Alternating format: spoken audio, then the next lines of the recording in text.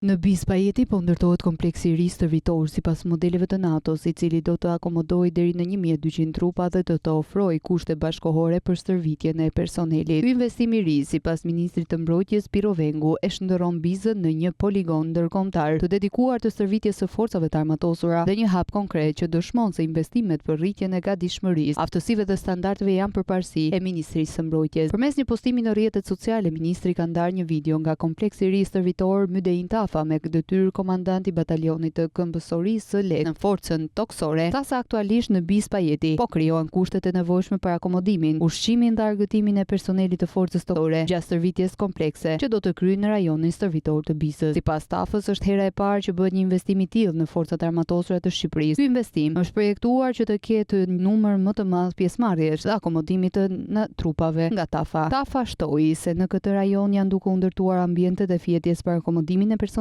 dhe është duke u ndërtuar mbështetja shëndetësore gjatë stërvitjes. Aktualisht sipas tij është ndërtuar bloku i komandës së batalionit. Kemi bllokun e mencës, kuzhinës, ku do të bëhet trajnimi me ushqimi efektive që do të marrin pjesë në stërvitje të ndryshme dimërore ose verore në këtë rajon. Bloku i mencë kuzhinës ka një kapacitet prej 600 vetash njëherësh. Tafa nënvizoi se aktualisht është përllogaritur që kjo të plotësojë të gjithë akomodimin e grup batalionit të lehtë të soj dhe të lehtë të këmbësorisë që arrin deri në 1200 veta.